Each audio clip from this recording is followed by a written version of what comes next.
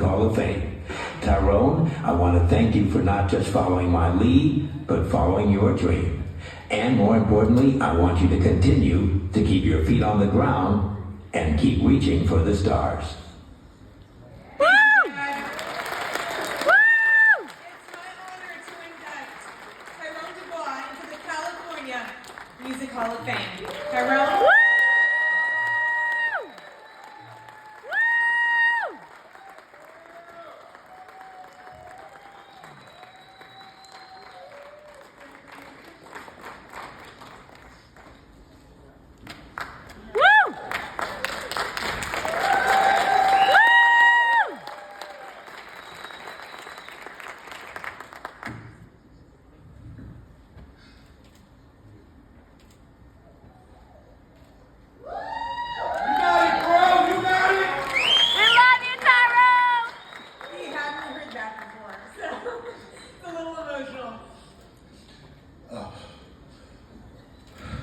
The first thing I want to say is I'm glad I'm not wearing makeup.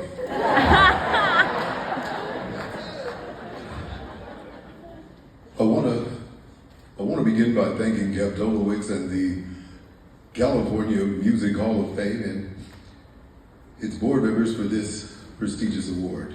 I'm also here on the shoulders of so many others who helped me get to this part of my life today, including Tanya Carmachet, Cheryl Underwood, Michael Ajakwe, Tina Weisinger, Z. Griffith, my brother Ernest Thomas, Jim Scott, Joey Paris, Don Barrett, as many others. And although there were many others who saw more in me than I saw myself, I can't forget the most important influence of my life. My radio idol who became my friend and my mentor, one of the greatest radio voices and founder of one of the greatest countdown shows in American music history.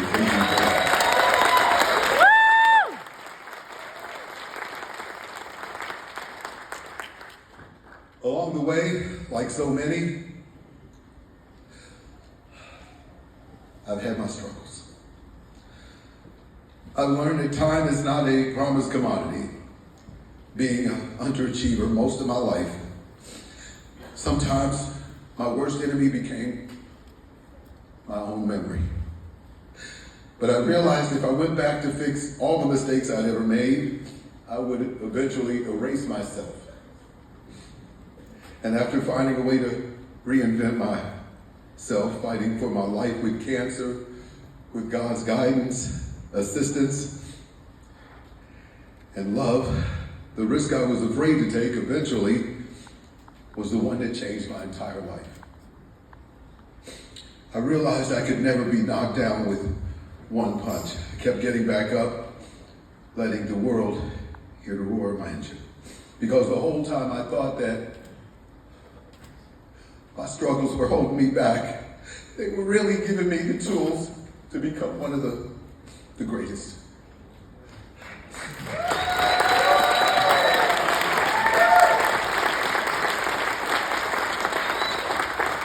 In the dictionary, it is said that the definition of the Hall of Fame is someone who perfects their craft, and through their faith, focus, and follow through, you become a part of an elite and esteemed class of a profession that places you in a higher regard. Today,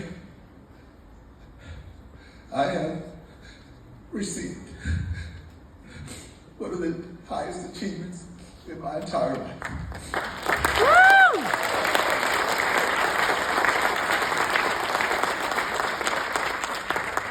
I reminded myself that although today,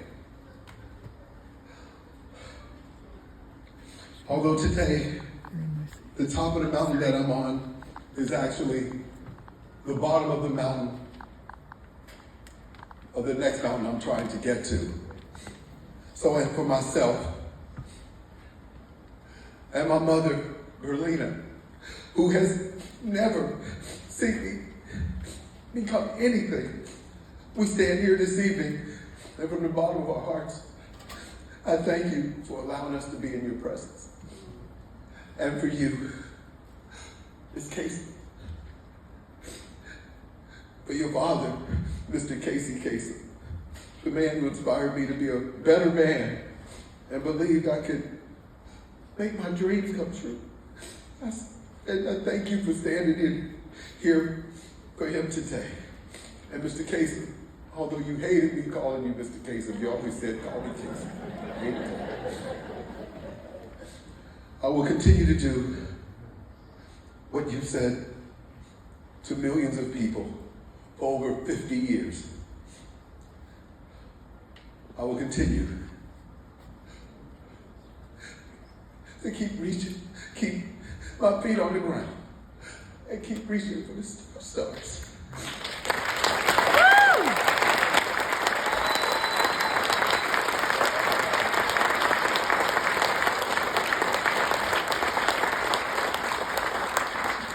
And today, being inducted into the California Music Hall of Fame, it gives me great pleasure to return the favor to my mentor.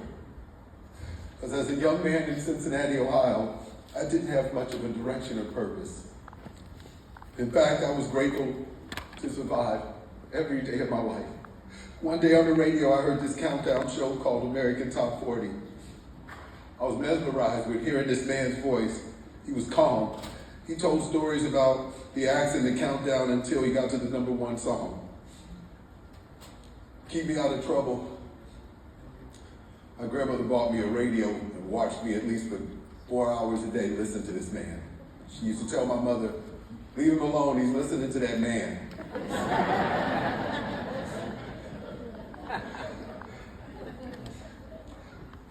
I never moved as he told the stories of some of the most important musical people of our lifetime.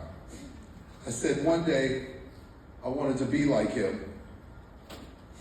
Years later, after moving to LA, I had an opportunity to meet my idol at a radio conference. There were many legends in the room, but what I saw was a man with a sweater on that said radio. And when I heard his voice and saw him, I got nervous. I ran into the bathroom to make sure that I looked presentable.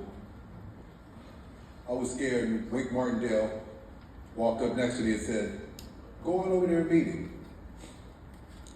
And I was nervous. I said, Mr. Kasem? He said, call me Casey. I said, I'm not calling you Casey. He started laughing. And although he laughed, it was the one thing in our journey that helped. And it never changed. I never stopped calling him Mr. Kasem. And he never stopped reminding me. He told me to keep calling him Casey. He became my mentor. I began to want to know more about a man who recorded a show that is considered one of the greatest in American history each week for millions to hear. He didn't tell me much about it.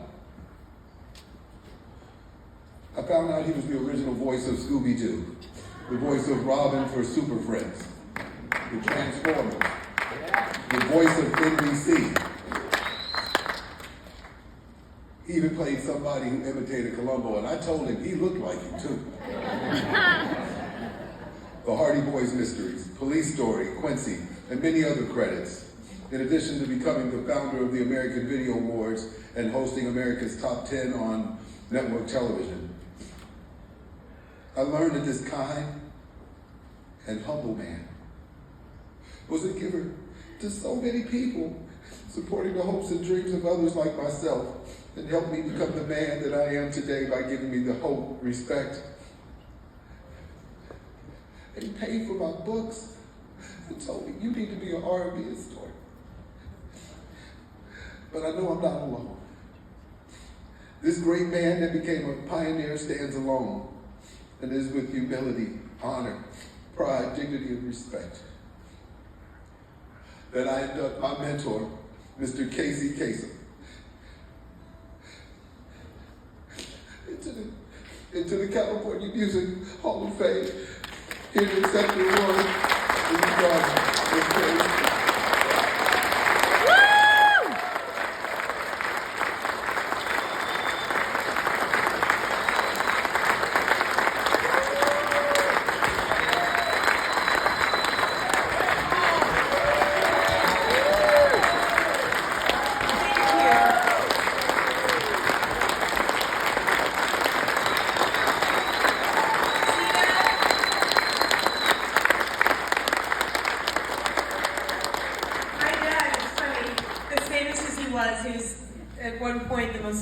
voice in the entire world. He would say, you know, after I die, they're going to forget me. Like, Dad, you're a legend. My dad was so humble. People would come up and shake his hand and tell him, you're a legend. And he would turn to us kids afterward, did you hear that? They called me a legend. And he was always surprised. And he was always so grateful, and he loved people. He truly loved people. Going to these, the conventions that you met him at, as kids, when you're there, and you're trying to get out the door at a radio convention, and your dad is Keri Kasem. Pack some food and some water, because you're going to be there all day. And but he took the time to talk to every single person that wanted to talk to him. He took the time that when somebody wanted an autograph and he didn't have anything, or he was like running, and they're like, give me your address real quick, and he would send them a picture. Every single person. He would have a stack of, in fact, I still have them. I got to give you one. I'm going to give this to you. He had a stack of pictures that he signed, every single one himself. He never let anybody sign for him. And when somebody would want an autograph, he would write it out himself and send them a picture and autograph. That's just how my dad was. And I think I got a little bit of that from him. And the caring and the loving and the kindness. And just seeing what he's done for Tyrone and seeing what he's done for so many people. I couldn't be more proud as a daughter. I couldn't love my father anymore. And thank you all so much. I appreciate it.